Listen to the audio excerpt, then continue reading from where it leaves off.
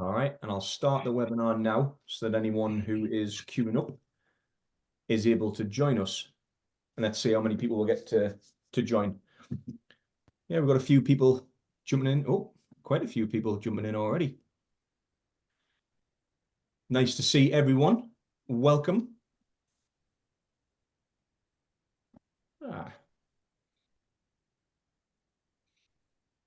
Straight up to 20, minute number 1. Lovely stuff. Liv, Is there a prize for people that join early? Is there like £10 for everyone that gets in the first minute or something? We should offer something like that.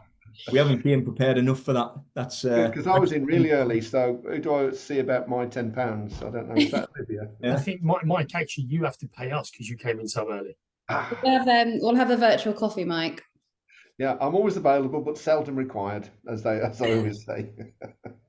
For those that are joining, if you can just pop in the comments what industry you are recruiting for, please. Nice shout, that. Be interesting to see. Will it be a tidal wave of tech, or we're going to see some other sectors in here? Let's shortly find out. And we'll give folks a few minutes to join before we kick off. We did actually have over 140 people register, which I was just explaining to the guys there was, quite a lot more than what we were hoping for. So it's great to see that the topics of interest to everyone. Hopefully we're going to be able to add some value here. Whilst we're just waiting, we'll give folks a couple of minutes before we kick off. I am just wondering, Doherty, I'm just going to quickly come to you, mate, just to kind of this is the small talk section, of course. All right. But, okay. Q1 is over of the new year. I think everyone could wait to see the back of 2023. We're in the new year. How are you? What's people saying to you? How are people finding 24?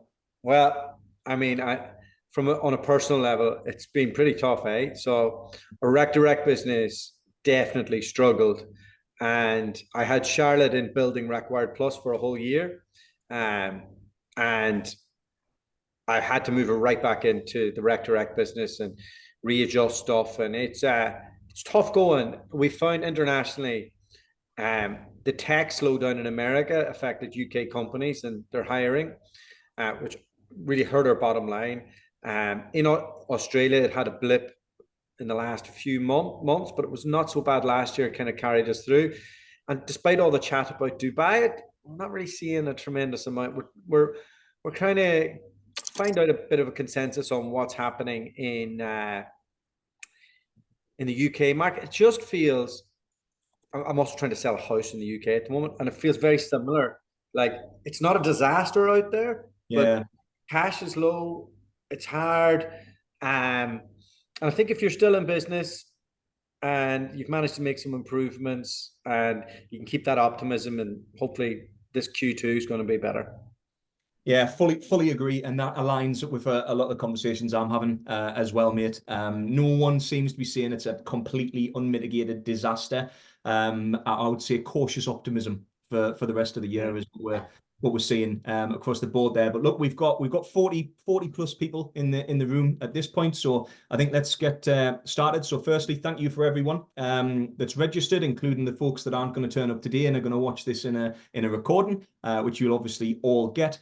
Really grateful to have so many people registered, and it really just speaks to the fact that this is a topic of interest for the industry. So we're hoping that this is going to be of a lot of value to folks. So with no further ado, I'm just going to sort my camera out here, and then we'll dive in and we'll get started. So welcome everybody. This is the 2024 Census webinar. We do plan on doing this annually, but this is the first one that we've ever done, and we're really pleased with the amount of traction that we've had so far. Today, this is going to be the agenda. So we obviously want to do introductions, which I'll do in a moment. And in terms of the findings for commission, if you've seen me speak before, I've been on Mike's show, I've been on the Doherty show in the past. If you've read our handbook, then you'll know that from a Konquest perspective, when we're talking about commission, we break it down into what we consider the 4 pillars, which are structure, thresholds, payment time, and payout rates. So today we're going to share the key findings with you from all of that. And then at the end, we'll do a Q&A as well.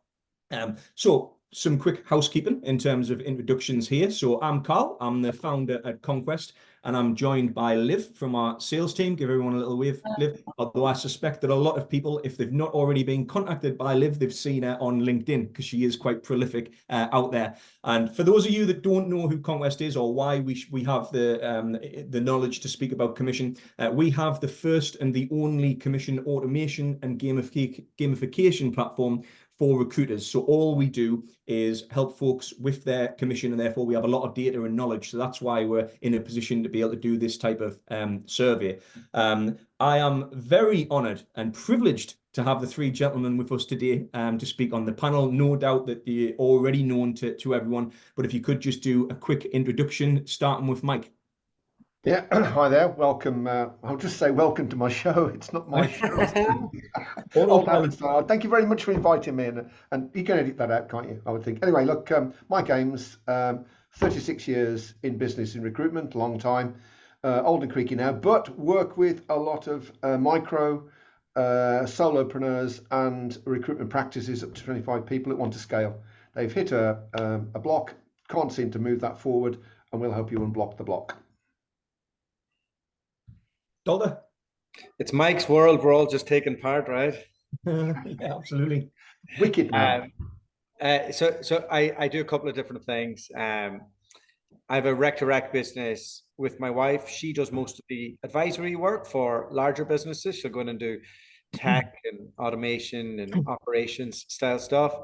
I also co-founded RecWired with Andy Hallett, and that's a community for recruitment founders. And we bridge the gap between the suppliers to the recruitment industry and the founders from knowledge content. We also just launched RecWired Plus, which is a learning and development platform for recruiters, senior recruiters, billing managers, and it's an all-in-one solution where you can go in and learn how to scale and make your business profitable, and it should free you up as a founder. Lovely stuff. And last but not least, Mr. Baxi. Hello there. Hi, I'm Kalpesh. So not as long as Mike, but for some reason he's got more hair than I have.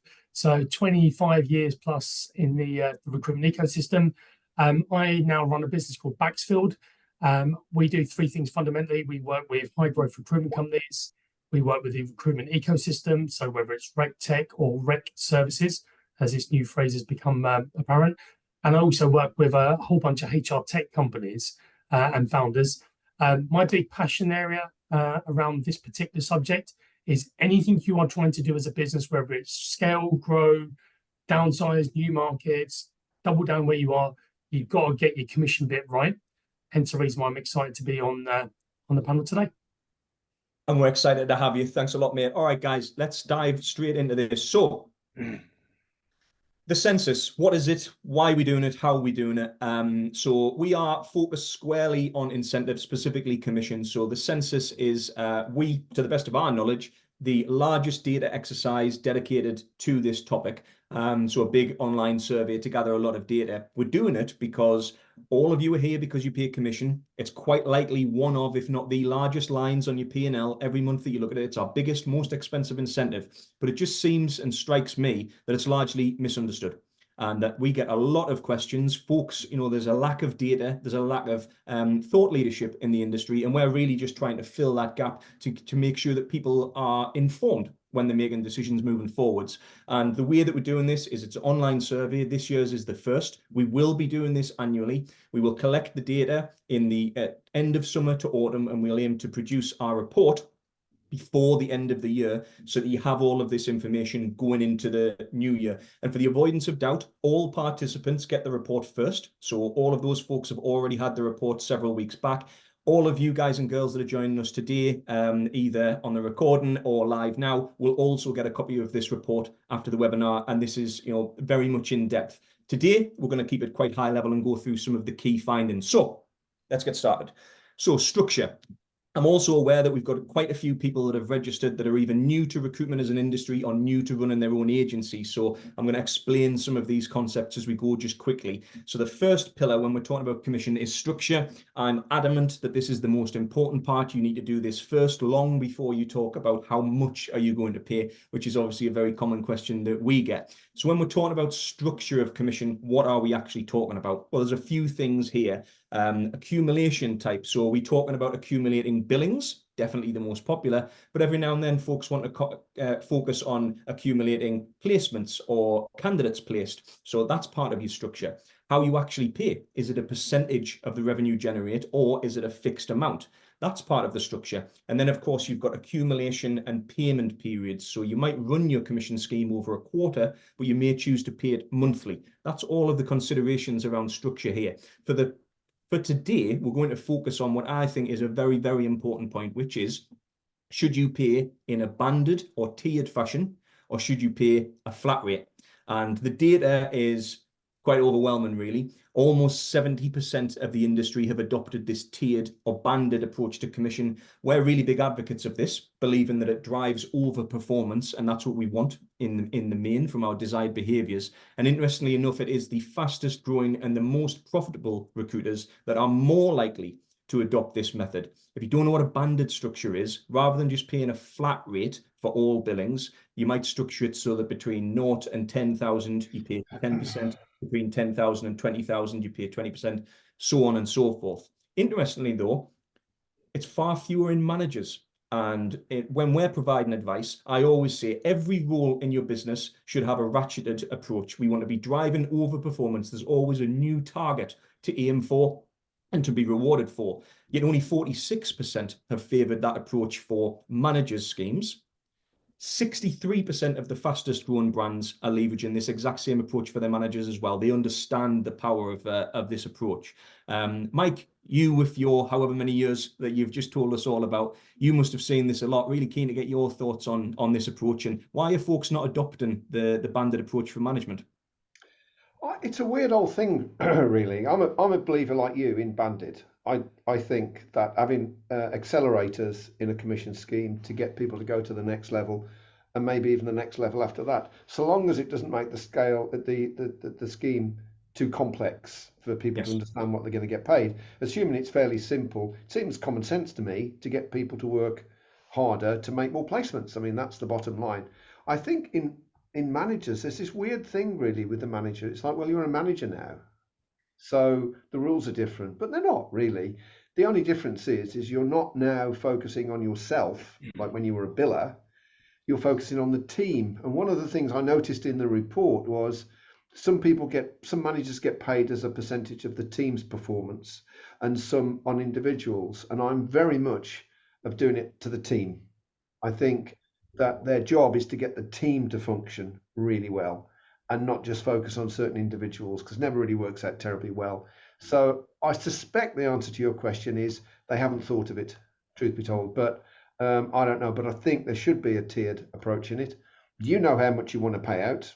You know how much of the money coming in that you want to give out in commission. So long as you structure it in a way that fits within that boundary, you're absolutely fine. But it will encourage people, I think, well, not everybody, weirdly, but encourage a lot of people to work harder to get into the next band and therefore pick up a bigger percentage of the dough. Yeah, I completely agree. And to me, that management role can be difficult, right? And there's obviously fewer of them.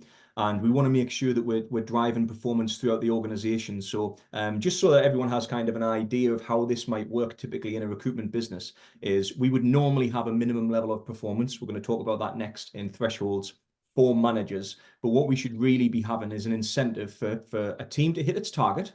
And then we should be driving above that. So if they hit 120% of team target, let's pay them a little bit more. Let's incentivize them to drive there. Otherwise, they're going to get comfortable at target. The rate of pay isn't going to increase or correlate with the perceived rate of effort, and you're going to lose out there and potentially leave that. Can I just add one more thing to that, Carl, as well? I've seen on a number of occasions people limiting how much a billing manager can actually make from their own billings as their team grows. Because what often happens, if things aren't as they should be, they just forget the team and they just go out and sell, and that's not really what you want. So to put a cap on what someone can earn from their own billings, but obviously uncapped on what they can get from the team, can actually change that behavior. And we used to estimate for every person that you take on into your team, every person that you manage, your targets are reduced by about 10%. And then obviously, in theory, if you get 10 people, you're not billing at all, but it normally is about 8 people-ish to make it comfortable. But around that 10 to 12% reduction in your targets for every person that you come in. Yeah, it's an interesting point that you've made, and there is a clear distinction there, isn't there, between a billing manager and a non-billing manager, and how you kind of make that journey, that segue across, and make sure that we're incentivizing things appropriately. There's a little bit more data on this in the actual report, but we're just keeping it high level today. So we'll move on to the next section. Thanks for that, Mike. So we're now going to talk about possibly the most asked question that we get at Konquest, or that I get personally. It revolves around thresholds. So for those who are new to the industry, what is a threshold? It's the minimum level of performance required before commission becomes payable. There are some other labels for it as well. You might call it a desk cost or a standing requirement, but ultimately that definition broadly fits quite well. Now, what proportion of the industry has a threshold? This has been quite consistent over the last 6 years since we've started collecting data, and it is approximately 50-50. It is contentious, but there's not a skew either way. In the survey that we've just conducted, 48.42%. That's how many have a threshold. Probably not surprisingly, it's predominantly seen in the larger businesses, who are a little bit more mature, whereas the smaller brands tend not to have a threshold. I can tell you from my own kind of empirical conversations that I've had that that's largely to remove barriers for growth. And thresholds are seen as potentially turning salespeople off, which of course they will. A salesperson will choose not to have a threshold if they can. Interestingly enough, though, there are 2 types of threshold, and I'm going to come back to this when we answer one of the questions later. But overwhelmingly, the majority that have a threshold use what we call an exclusive threshold. All this means is that if my threshold is £5,000, then I'm only paid commission on my billings of £5,000 and up. The house effectively keeps that bottom part of margin there, versus an inclusive threshold, which is slightly nicer, I guess, where once you've breached your threshold, you're paid from 0. The other interesting point that we found here is that thresholds are actually more common for managers. This is something that I always advocate for when we're working with our advisory clients and we're talking about manager schemes. This is the one thing that we really feel quite strongly about, is it's where you can quite quickly lose money if you're compounding your losses by paying or rewarding that performance to your managers. So thresholds are actually more popular for managers than they are consultants, but it's still about 50-50 as to whether people choose them or not. Dualta, you must get asked about this as often, maybe not quite as often as me, but it must be something that you've got some useful insight to share. Well, I hope so. It's always tough following Mike, isn't it? I would say there's 3 different audiences that I've spoke to about this. One is recruiters who are looking for a job. And if we look at who they are and what they think when they're looking for this, it's if they're young and they're going into a growth style business, they have no problem with the threshold. If they're coming with a book of business and they're going into a boutique, they want to be negotiating that commission structure, because usually, as Michael know, a lot of the businesses that are sub 5, sub 10, they're not standardized in a lot of the ways that they do business, and they adjust as they go. So it's a hard one. It's a hard one to define on that. And then where the founder goes wrong is they don't sell their vision enough on what the ultimate outcome will be if you come along this journey, as opposed to if you build this, you'll just get this. They're not walking them through all the other benefits of, if you do this at this stage, you'll get this. Once you're at manager, you'll get this, or business is going to this level. If you stick in and you get to director, this is what will happen from there. So it's all about who the perspective is that you're dealing with. I put this out to the required community yesterday. Kalpesh will have read a few of the comments because he's everywhere. You can't escape Kalpesh if you're in the recruitment industry, right? He is the most connected man I've ever met.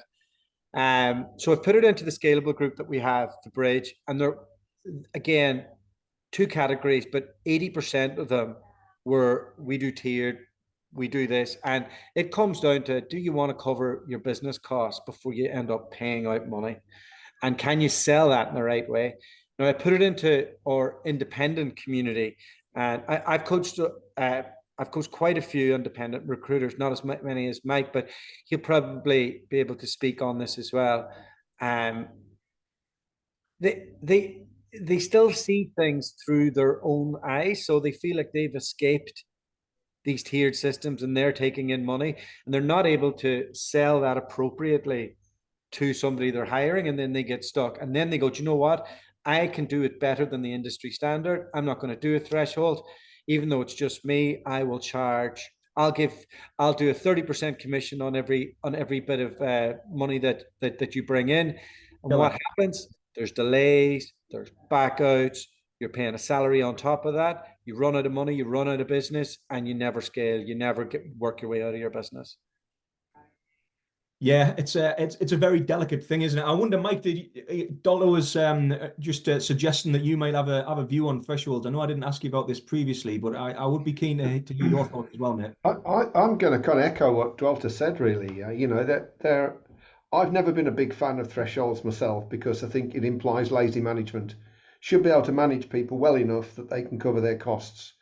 But whether you use them or whether you don't, I think that there is a resistance, I think, sometimes to them because people don't understand what they're there for, or they think it's all stacked in the agency's kind of favour, which I suppose is true. But anything, if you can explain the benefits to them in their terms, so they can see it a benefit to them, they're more likely to take it up. But quite frankly, because we know how much money we're going to give out anyway, how we cut it is up to us. And if someone's not covering their costs and you're letting them do that, then more fool you, really. You should deal with that. You're the manager, you're the owner, you should deal with that. And I think in bigger companies, it's harder because there's a lot more people. But in smaller businesses, not so much, really. Not so much. I know, but Mike, the counter to that is, in smaller businesses, you have such close relationships with the people that you hire, and you tend to, if you don't have cut and dry numbers that you work towards, it tends to drag. And then no, I agree with that. No, Dualta, I absolutely agree with that. I think I'm more of an output person, so you've got to bring in this much revenue or this much contribution if you go down the contribution route rather than the GP route. Yeah. So this is what we expect. As long as you do that, we're all cool. Everyone's cool. If you don't do that, then we're going to understand why you're not doing it and we're going to fix it. And if we can't fix it, well, you know, there'll need to be some changes the way in which we run things around. In my own business, Carl, like it does drive me. We have a commission structure and it drives me mad because I have it based around optimum performance, but I haven't put in a negative carry forward. So what can happen is somebody can blank for a couple of months, come in, be Billy Big Balls, do 4 or 5 deals, and then they get a massive payment, even though I've carried the can for 2 months. So it's something that we've made a mistake on. And now when times are a bit harder, I'm like, oh, I wish I can't change it now. It's too late. You know, and quite often it can be a double whammy, can't it, in those circumstances, because we've just had the good times and then right.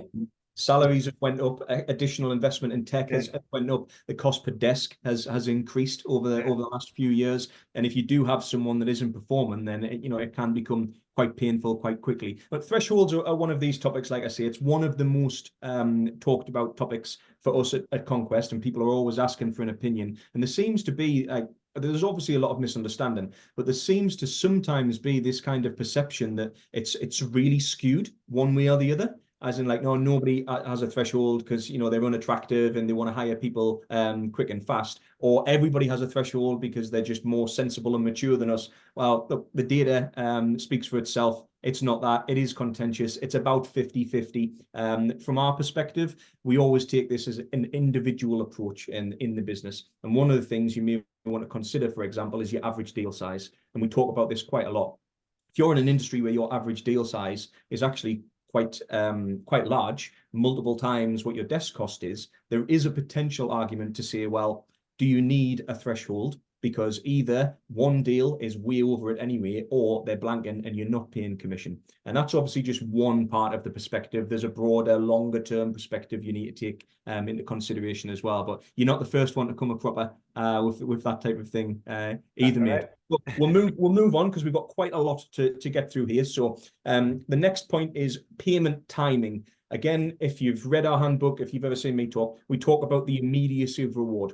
This is a really important concept in motivational psychology. And what it's effectively saying is that the speed at which I'm rewarded is more important to me than the size of the reward. Now, you got to take that with a pinch of salt. I'm not going to take $1,000 today over 10 grand tomorrow. I'll wait until tomorrow. That's completely fine. But there is something in that. And what we're effectively saying is the gap between a rewardable action and the reward should be as small as it can be if you want to motivate optimally.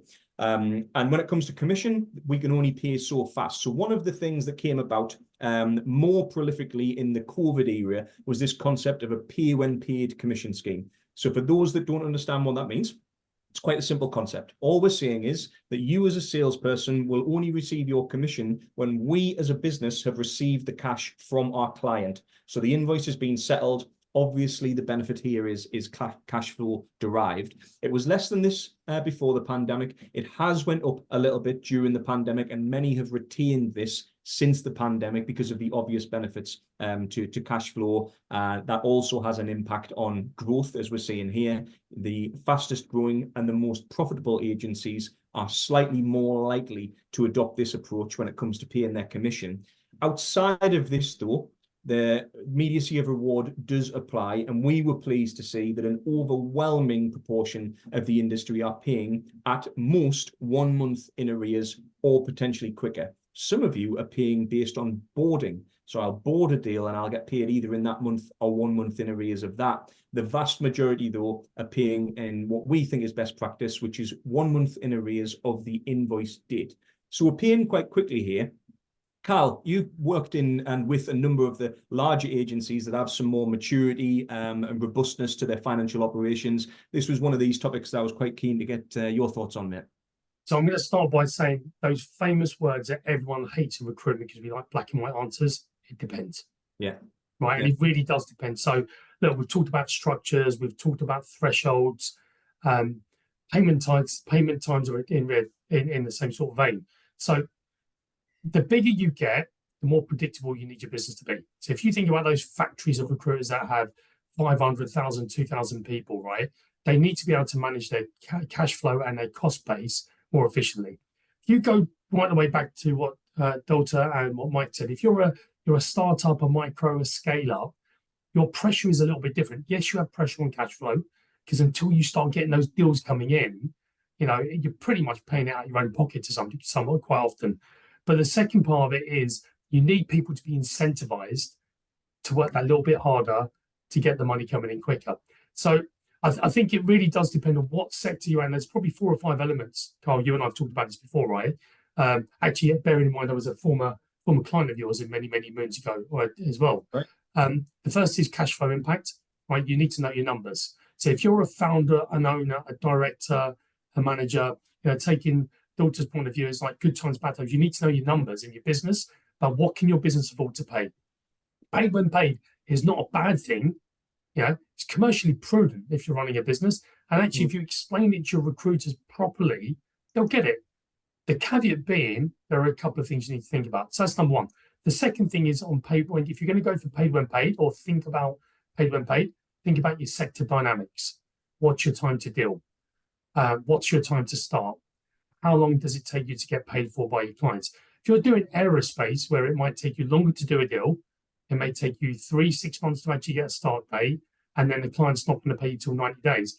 If you turn around to your recruiters and say it's going to be 270 days before I pay you, you're going to lose them. There's no point in them working for you. So think about your sector dynamics. Think about your permanent contract focus. It's different in terms of what you need to do.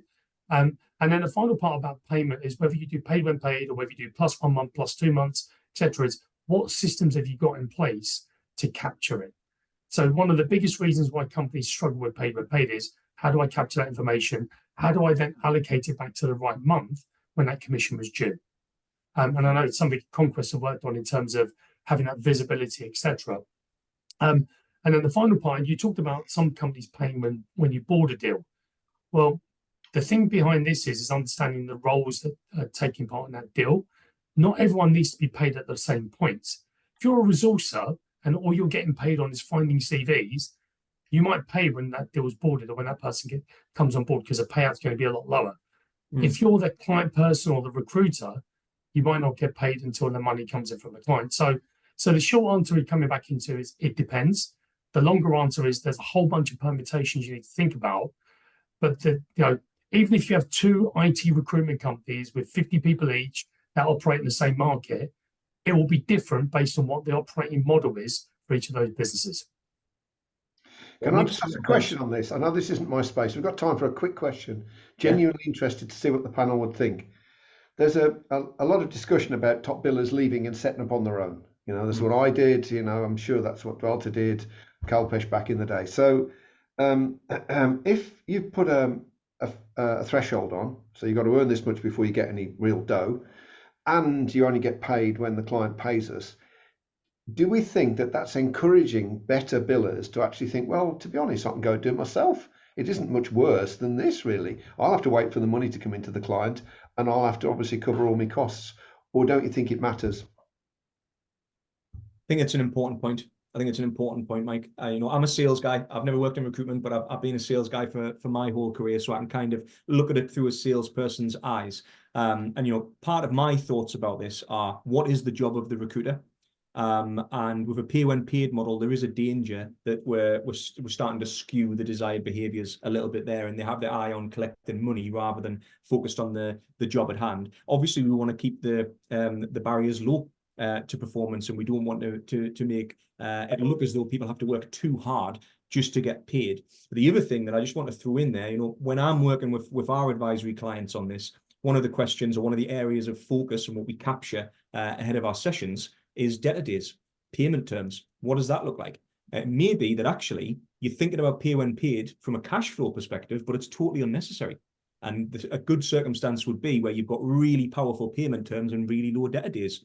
7, 14-day payment terms. Debtor days are low. You've got credit control, either in-house or as out-house, and that's the operating model that you were referring to there, Kalpesh. If you're in that situation, pay 1 month in arrears. You don't need to consider a pay when paid model.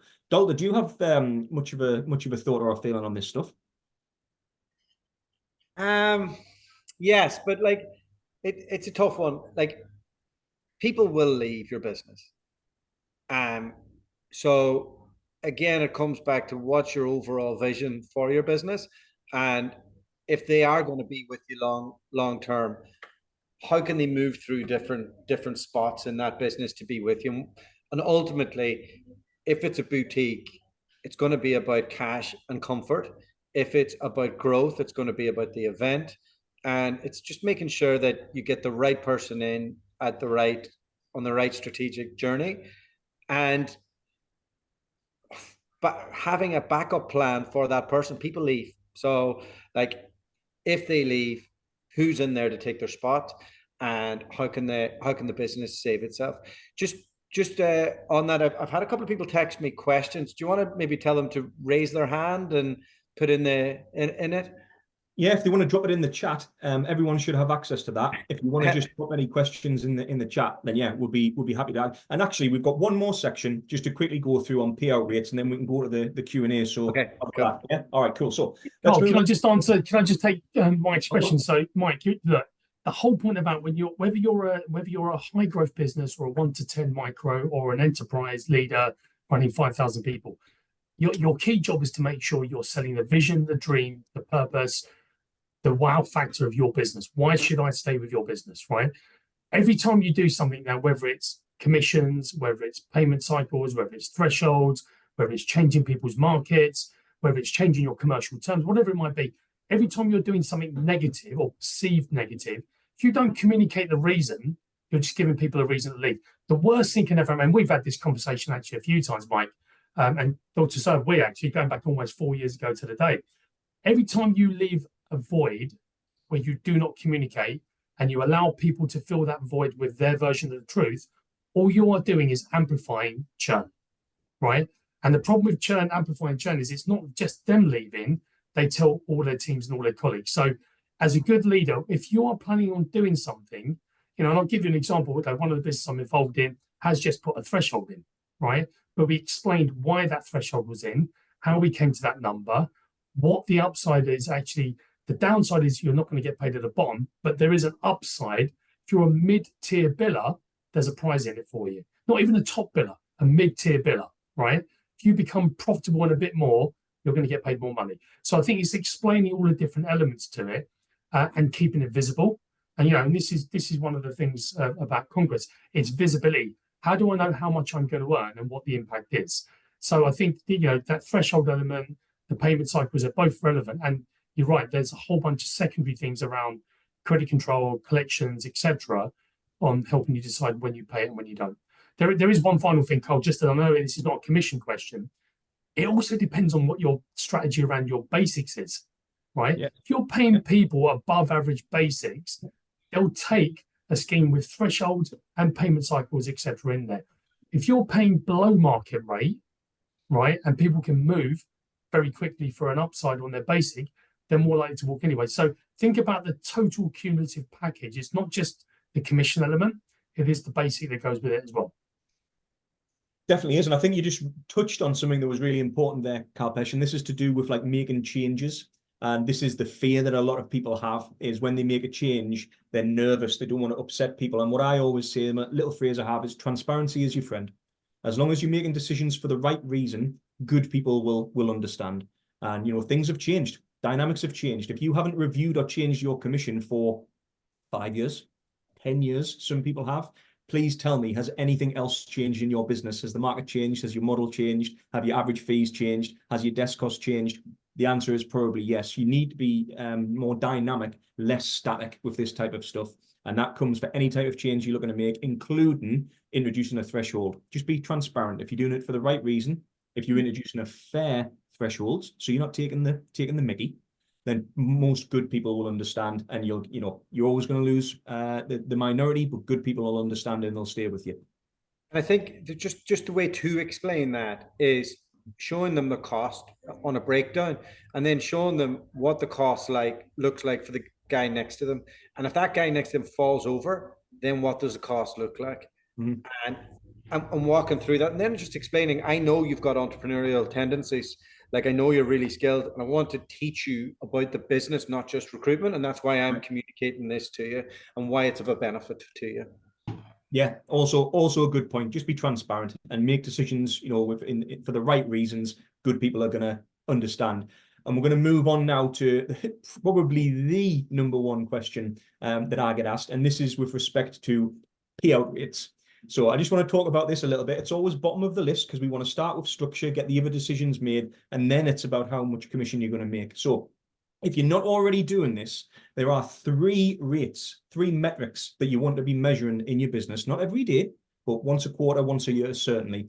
The first of which is your net commission payout rate. That's what we're going to talk about today. That's the data that's reviewed in the report as well that you're all going to get. And this is a really simple sum. You just take your P&L, take your commission line, divide it by your GP, represent it as a percentage. That is your net payout rate. There are 2 further levels that you should be doing as well. The next one is take home. So that is the commission plus salaries divided by GP. And then the last one is your gross payout rate, where you're adding in your pensions and your employer's NI. Represent all of those metrics as a percentage, and that's going to give you some insight into the health of your business. And if you want to know how that compares to the market, you can always speak to me and I can help you understand. For now, though, the question and the answer that everyone's been asking, how much commission are people paying? I've taken this one straight out of the report, so it might be a little bit blurry. I just did a screenshot for this. And this is the answer. So break this down a little bit. So overall, the average commission being paid is 17.15%. So that is the net commission ratio on average across all of the people that are paying commission. You've got to bear in mind that we've got a mix of participants in our survey here. We have micro brands, which are up to 10 heads and no bigger. We've got SMEs and large businesses. The main difference here, I'm sure a lot of you have already spotted it, but micro businesses are paying a lot less commission. That's not because their commission schemes are paying less commission. It's because the owners are typically still the top billers and they're not paying themselves commission. They're paying themselves through dividends or whatever it may be, typically dividends. So that's why that number is slightly smaller. The interesting thing for us is the most profitable and the fastest growing businesses are paying the most commission. The fastest growing is paying the highest rate. And I think that is a testament. Like what we're talking about here is commission. It is an expensive incentive, but it's our biggest and most powerful incentive. There's going to be exceptions to the rule. And sometimes I have this conversation with folks to say, my people aren't really driven by money. I bet they are. I bet the majority of them are. You might have the outlier. And in my experience of working in sales, it's the people that are driven by money that are the most successful. So I think there's a lot to be said about the rate of commission that we're paying. The other thing that I should include in this is total commission paid, not the net commission that's being paid to consultants only. This is going to include manager overrides as well for the businesses that do have that. So please bear that in mind as well. I can tell you from our larger data set outside of just this survey event that the average paid just to consultants is approximately 16%, 16% just paid to consultants. So again, if you want to have a health check of where you are with your commissions, take commission, divide it by your GP, represent that as a percentage, and then compare it to some of the numbers here, or for a consultant level, compare it to 16% to know where you are or the way behind.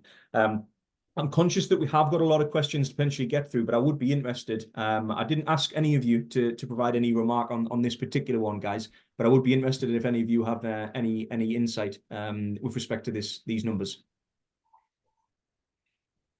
No one has. No, I think the only one thing to say on your micro one, what you'll probably end up finding is actually micros probably have a better commission scheme if they've got more people, because obviously the thing about flat payouts and keeping it simple, etc. But you're absolutely right. Look, if they're taking this dividend, 9 out of 10 times in the micro, the top billers are still the people that founded the businesses. Yes. Yeah. I think it's absolutely amazing that they're all so close, really, isn't it? Isn't that bizarre, really? Do you think all the agency owners get together and say, well, what should we pay people? It kind of seems like that a little bit, doesn't it? Yeah, I was surprised with some of the correlation. I wasn't completely surprised. There was a part of me that was secretly hoping, what are the fastest growing doing here? And are they really a little bit more focused? But yeah, it is, there's some confluence there. And for what it's worth, this does seem to trend quite nicely with the broader data that we have. And for instance, the Konquest customer base, it's there or thereabouts in this number. If your number on just consultants is exceeding 20%, you are at the top end of the market. You are probably overpaying. And if it dips below 15%, then you might have a challenge in terms of being competitive, relevant to the market. But as we've said throughout this conversation and previous conversations, it's all about the individual dynamics of your business as to whether it fits or not. Now, I'm very conscious of time. We've got less than 20 minutes left, and we have had a lot of questions. Quickly summarize 2 of the key findings. And what I want to talk about here is just the context. So when you come away from this, when you read the report, if you follow up with us for more information, what's right for your business, it's going to depend on where you are in your business cycle. It's going to depend. Are you just starting out? Are you already at scale? Are you planning towards an exit? Do you want a lifestyle business? All of these things are going to matter. But there's 2 useful bits of context, I think, here, which is the fastest growing, which is going to be the smaller end of the market, which have the most room for growth. They do pay the most commission. They are more likely to use a tiered scheme, and they are less likely to have a threshold. Some useful insight for you guys over there. If you're already at some degree of scale and you're looking to get more profitable, then what we've learned there is they're likely to pay more commission, but not the most. They're more likely still to use a tiered scheme, and they are more likely to have a threshold in place. And with that, we'll move on to the Q&A. Liv, I know you've got a load of questions. Let's see how quickly we can fire through these for folks. I am conscious that it looks like some people have sent additional questions into the chat as well. So let's go through the ones that we've already got and see how many we can get through for people. So the first question I've been asked is, what is a suitable threshold to implement without agitating your staff? How'd you train your staff? So this goes to the previous conversation we have. Like, people are nervous, man. They're nervous about implementing this type of stuff. And you know, the language used in there represents that. As I said before, transparency is your friend. And as long as you're doing it for the right reasons and you're being fair, good folk are gonna understand. To give you a more isolated number, if that's what you're looking for, there's really two schools of thought here with respect to the level of threshold you should have. The first of which is derived from your desk cost. So what is it costing you to have this person in their seat? That used to be about £5,000. I think that's risen over the last couple of years. That's school thought number one. School of thought number two is some sort of derivative of salary, which often equates to the same sort of thing. So those are the levels that would be fair. And Doherty, you've raised your hand like a gentleman. Just on that, is that the average desk cost for the business, or is that the desk cost for the individual? Which would you advise? Definitely, typically for the business as a whole, so that you're consistent across all of your people. Perfect. Next question I've got is, what should the expected total package be? Is it traditionally the third model?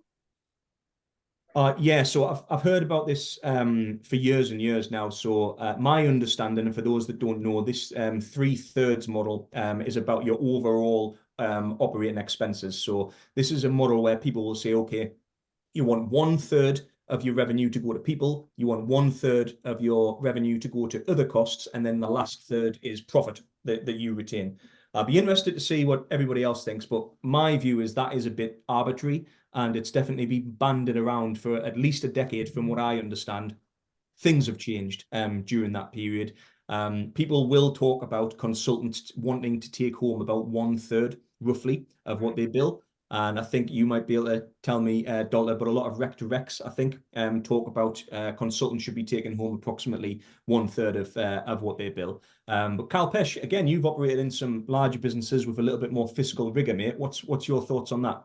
Look, I think as a model, right, everyone's got to start somewhere. So if you just start with a basic premise of a third, and just to be clear, a third is basic and commissions, right? It's not it's a direct contribution you give to the individual. Yeah. It goes back down to some companies are happier doing 40 plus, and I'm dealing with one at the moment, but that's because they're quite early on with what they do, and they pay really big salaries, right? And the reason why they pay really big salaries is because they deal with really senior people. Conversely, I've got another one I'm working with that doesn't want to pay out any more than sort of early to mid-20s, right?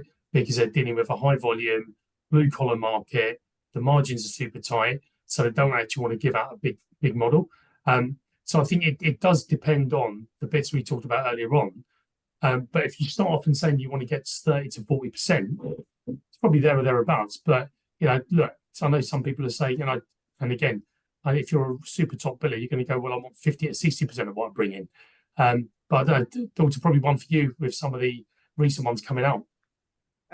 Kalpesh, I think you nailed it earlier. You said it depends. Like, if it's me, I'm looking to trim down my business costs and see what's working, what's not. And now with so much tech, you're testing stuff, you're doing it. If you speak to somebody in America, like, they're going to want 50%, might even want 60%.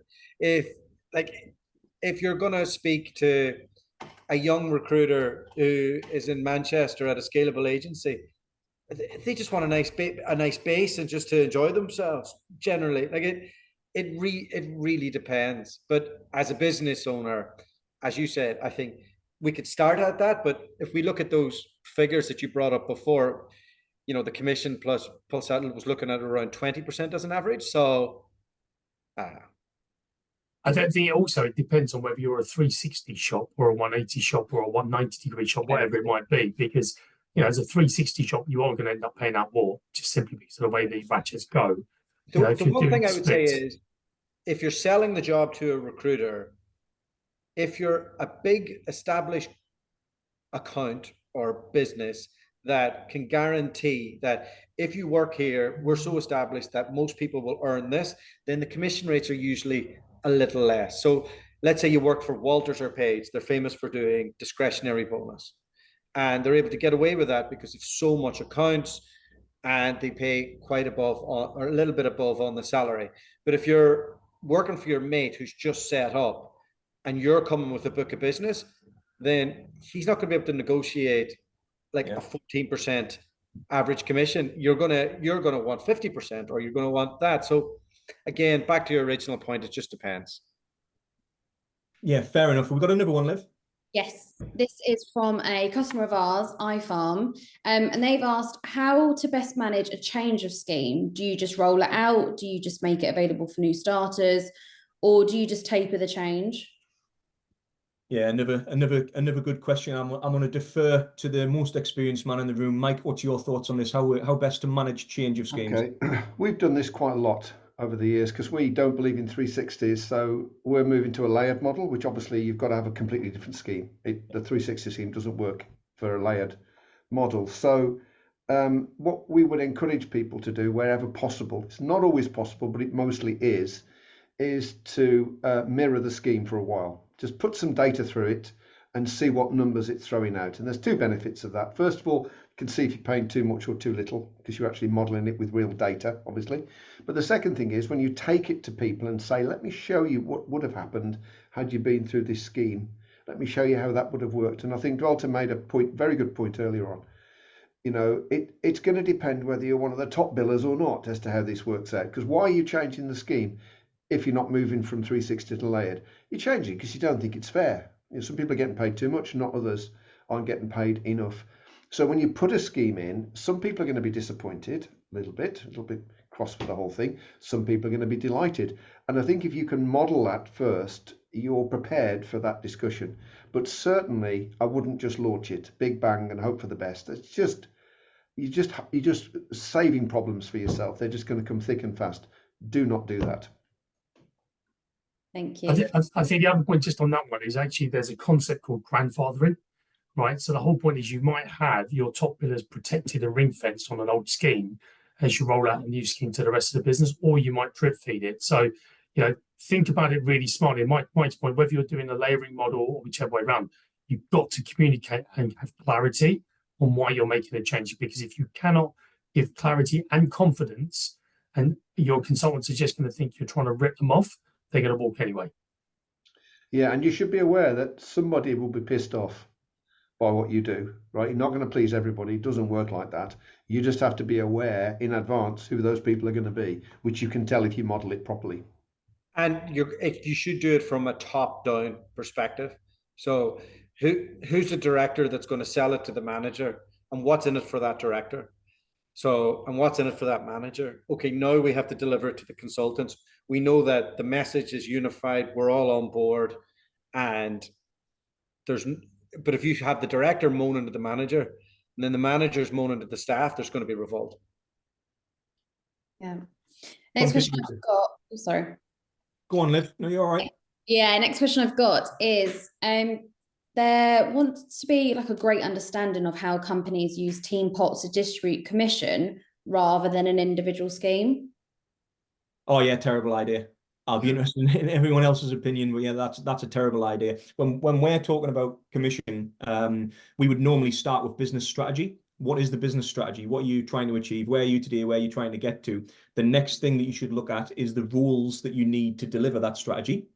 And then we're going to focus on the responsibilities and therefore the desired behaviors of each of those roles. And you are going to have in any sales environment your top performers and your underperformers. And if your underperformers are getting paid the same or similar to what your top performers are, that's a surefire way to piss people off and to lose people. They're gonna go elsewhere.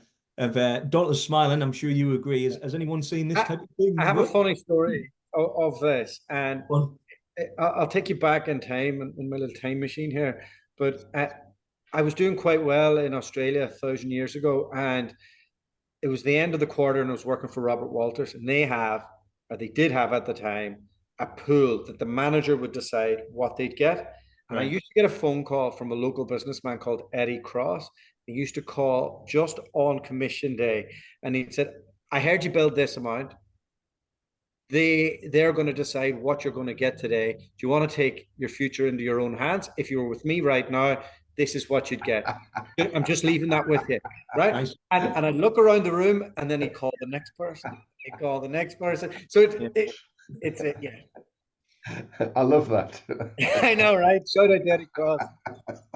Yeah, it's not. I don't think that it's a smart idea. Look, I am really conscious of time, and Liv, I'm just going to hijack the questions because we've had a few people post in the Q&A section here, so I'm just going to see if we can rapid fire through them. So first, Ian O'Callaghan, he says, I did exactly that. I brought in a massive client worth over 1 million and was told that my cut in comms would be about 9 grand. So I voted with my feet and opened Olympus Talent.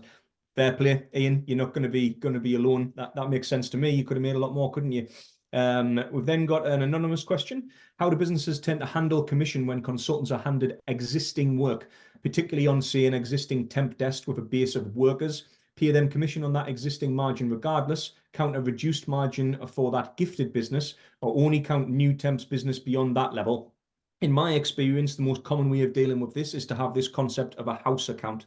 And you would use a splits-based model to say, we, the founders, brought on these 5 clients, and 20%, 30%, 50% of the margin will always go to the house, and we'll only pay commission on the residual. Kalpesh, is that kind of similar to what you've No, seen? it's pretty. And again, you just got to work out what your model is of how you want to do it. I think you'd be crazy giving someone 100% of the commission if all they're doing is getting gifted an account where they've got to turn up every day and do delivery. Yeah, completely agree with that. I'm going to rapid fire. Oliver Perry has asked, what percentage of NFI of salary plus commission are you looking to achieve?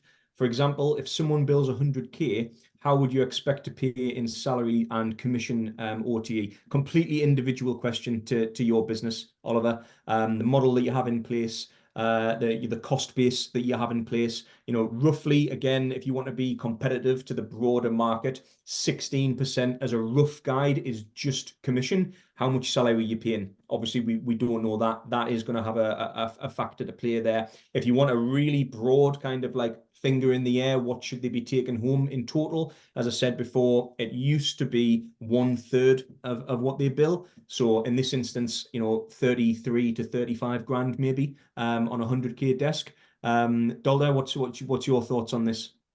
Yeah, I think that's where a third doesn't work. When congratulations, you build 100K, you get to keep your job. Like that's yeah, it is low, isn't it? It is low particularly for a target. For a target to be 100K. Ollie's a big biller though. He's not talking about himself, eh? Of course. Yeah, I think there is a discrepancy there, isn't it, on the billing, right? What's the point of getting out of bed for 100 grand, really? I mean, you've got to do a bit better than that, haven't you? Two backouts and something else goes wrong and the business has lost money. Yeah, agree. I'm going to rapid fire again, guys. We've got a couple of minutes left. Paul Dickens has asked, can you clarify the net payout rate? Is this total comms divided by GP? Yeah, you got it, Paul. That's it. Take your commission, divide it by your GP, represent it as a percentage, and that's the number that you want. Maria, I know Maria, good to see you. Does this data include executive search companies? Yes, obviously they're in the minority of our sample there, but there are a handful of exec search companies that were included. We've then got thinking about the averages that the report produced. If a consultant is paid 31K and targeted at 156K, what do they earn on average in commission? Depends on your commission scheme, mate. I don't know how your commission's set up, what your business model is. So I'm not going to be able to provide much insight on that one. I'm really sorry. Couple more quickly. So chat's disabled, so comment in here from Tom. I think the key takeaway here is transparent communication. The number of founders that have asked me to come in and take a look at their business because they are losing staff is crazy. And 9 times from 10, it comes down to making changes with commissions without any communication. And like you say, people will make their own truths. You're completely right, Tom. Transparency is your friend. I'll keep saying it. If you're just going to come in and not be transparent, not help them understand why the business needs to make the change versus has just chosen to make that change, particularly if it's going to negatively affect them, then yeah, that's not a great culture. I don't think that we have running there. How, as a team manager, should I manage the MD of my business, as every other week he wants to look at the comm structure? I negotiated 20% of fees, and he then said there was a cap on comms that would be paid on a max of 15% fee structure. If you're talking about an MD, this is a completely different role that we're looking at here. This is not a billing person or a billing manager. As soon as you're off the tools, the desired behaviors from your role is completely different. And at an MD level, I would expect that to be P&L driven, where we're looking at the bottom line, not the top line. And you would probably want to shift to some kind of bonus there that can have some discretionary components to do with values and other things. but we normally shift from top line to bottom line as soon as we're off the tools. So hopefully that helps on that one. I'm going to call that a day. We've got 2 minutes, and I think that we've answered as many as we possibly can there. I'm really grateful for everyone's time. I want to say a very quick, very humble thank you to you three gentlemen, Kalpesh, Mike, Doherty. Really appreciate you taking the time to help us out today. I'm sure that the insight's been really valuable, and I hope to be able to have you on again in the future. And I also want to thank everyone that's attended as well. So we've got 2 things, quick giveaway. I am a sales guy, remember, so forgive me for this. But number 1, if you have an unanswered question and you still want to get that question answered, this is completely free. Let us know. Put a number 1 in the chat. Liv will reach out to you. We'll organise to talk next week. You can have my time for completely for free. I will make sure that I give you the best advice that I possibly can. And the second one, this is the sales. If you are interested in the Konquest platform, you want to get rid of your spreadsheet, you want to supercharge performance, like gamifying your commission, then come and speak to us about the Konquest platform. And if you were to sign within April, we'll give you a massive 20% off all of our subscriptions. And with that, that's the sales pitch over. This is Liv's contact. Oh, I've went the wrong way. This is Liv's contact information. You'll be able to find her on LinkedIn as well. So number 1, if you want to have a chat or reach out to Liv. Number 2, if you'd like to discuss the platform. And we're going to call it a day again. Thank you to you 3 gentlemen. Thank you, Liv, as well, for being there and helping us with the questions. Thanks for all of the questions, and we hope to see you again very soon. Cheers, everyone. Enjoy the rest of your day. Have a good day. Thanks.